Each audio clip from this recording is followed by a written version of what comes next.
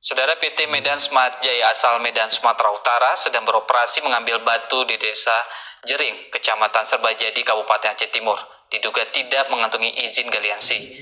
Izin lingkungan dari instansi terkait di Aceh Timur dan Provinsi Aceh.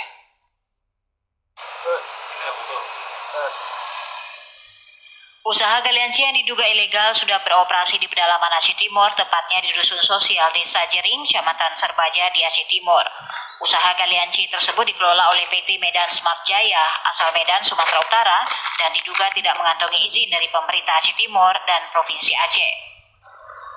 Sementara itu, salah seorang pekerja yang dijumpai di lokasi pengolahan hasil galiansi milik PT Medan Smart Jaya mengaku bahwa usaha tersebut belum mendapatkan surat izin. Bahkan pekerjaan sempat dihentikan oleh tim Polda Aceh yang kebetulan sedang melakukan kegiatan di kawasan Serbajadi Lokop.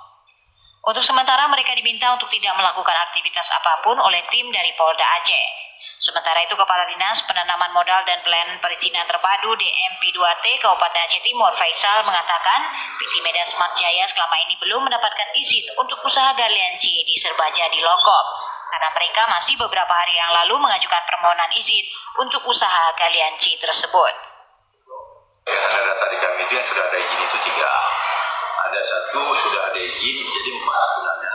Tapi dia waktu yang 1 itu masih kewenangan kabupaten waktu itu. Sudah perusahaannya saya nggak ingat. Sementara selebihnya itu belum ada izin, tapi ada sekitar 9 itu yang sudah kita keluarkan rekomendasi yang kita keluar agar provinsi memberikan izin. Itu aja, selebihnya kita nggak punya data. Sementara untuk sanksinya telah diatur dalam Undang-Undang PPPLH nomor 32 tahun 2009 tentang PPLH pasal 111 ayat 2 dengan pidana maksimal 3 tahun penjara serta denda paling banyak yakni 3 miliar rupiah. Dari Aceh Timur, Said Maulana, TVRI Aceh melaporkan.